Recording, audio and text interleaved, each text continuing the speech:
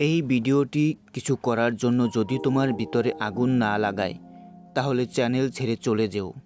আর যদি আগুন লাগায় তাহলে একটি লাইক দিয়ে কমেন্ট বক্সে কিছু লিখে যেও।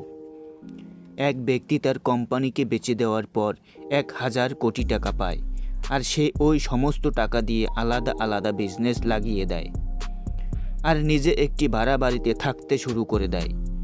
কোনো উন্মাদ পাগলই তো এই রকম ধরনের কাজ করে না, কারণ এই জায়গায় কোনো নর্মাল মানুষ হলে তো গাড়ি বাড়ি আরাম আয়েশ দিয়ে নিজের জীবন সাজিয়ে দিত না। এই উন্মাদ পাগল অন্য আর কেউ না, তোমার পরিচিত ইলন মাস্ক, যে এখন ওয়ার্ল্ডের অনেকগুলো কোম্পানির মালিক, আর আজ তার নেটওয়ার্ক 1,40,000 কোটি। আর এই যা কিছু আমরা দেখছি তার জেদ আর পাগলামির পরিণাম। কারণ ভিড়ের সাথে তাল মিলিয়ে চলা তো খুবই সোজা, কিন্তু আলাদা পথে গিয়ে হাঁটতে কিছু করার জন্য এরকম পাগলামি আর জেদের প্রয়োজন হয়।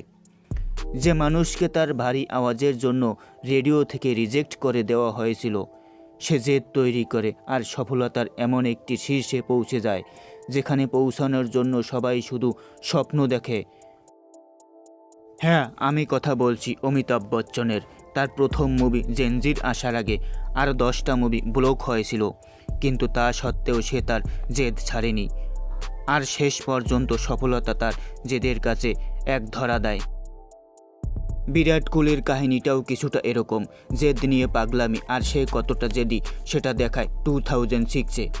কার্নাকাটাতে বিরাট কোহলি রকান্টি ট্রফি খেলছিল, আর প্রথম দিন 40 রান করেই সে নট আউট হয়ে যায়।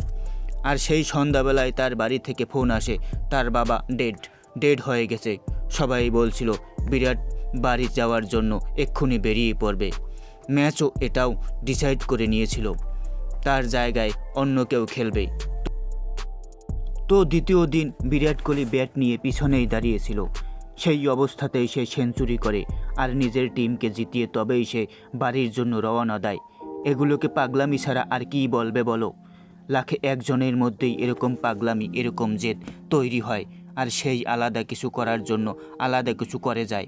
দিনে 15 ঘন্টা 16 ঘন্টা এনার্জি কাজ করার জন্য শুধু এনার্জির দরকার পড়ে না, ওই পাগলামি ওই জেদগুলোর খুবই দরকার পড়ে।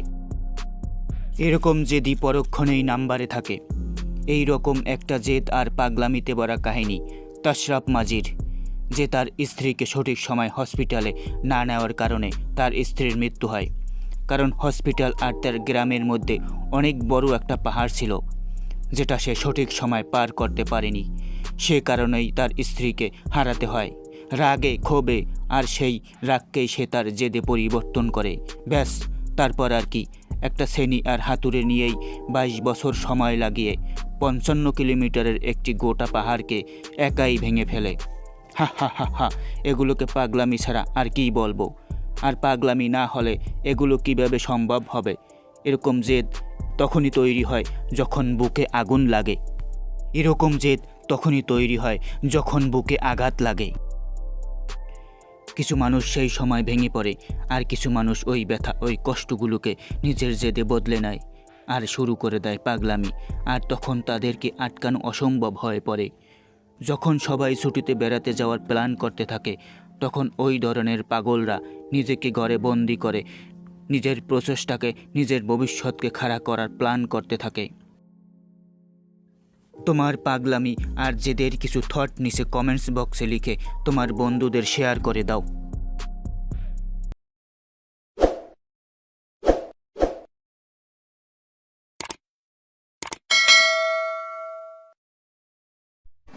SM Sujan records.